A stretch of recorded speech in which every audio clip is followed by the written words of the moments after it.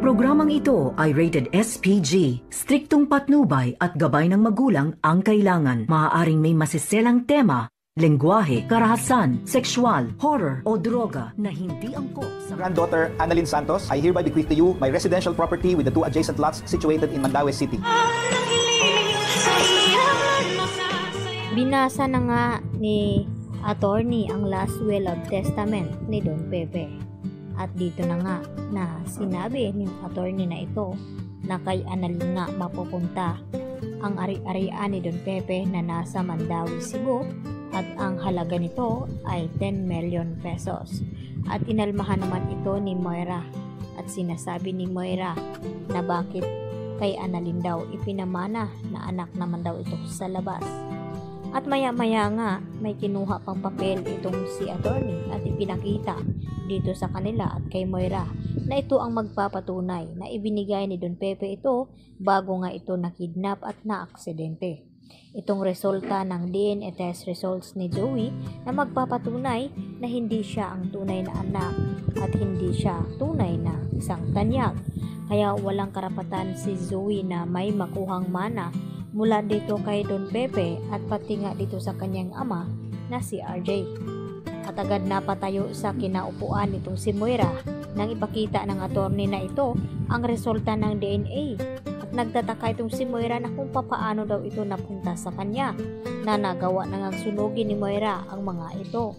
At bago nga ay matalino nga naman talaga itong si Don Pepe dahil inunahan na niya itong si Moira dahil sa takot ni Don Pepe na baka may gawing masama itong si Moira kapag nagkabukuhan at nagkabistuhan at hindi na nga nagkamali itong matanda dahil yun nga ay pinadukot nga itong si Don Pepe at hindi lang iyon ay pinagtangkaan pa ang buhay nito at yun nga ay nahulog sa bangin at mapahanggang ngayon ay hindi pa nga nagkamalay at nagising itong si Don Pepe.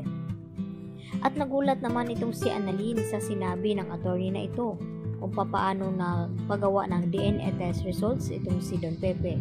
At itong si Kinito ang nakakaalam nito.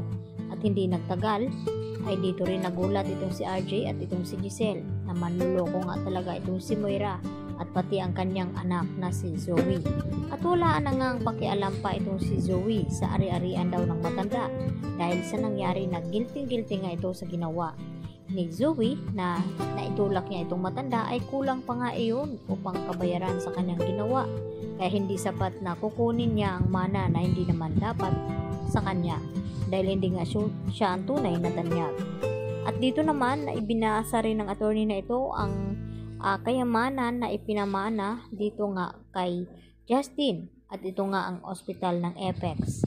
Dahil siya nga ang mamumuno nito dahil itong si Giselle ang panganay na anak ni Don Pepe, kaya nararapat lamang daw na itong si Justin ang mamumuno hanggang hindi pa nakakabalik ang mga alaala ni RJ at hindi pa nagiging doktor muli itong si RJ.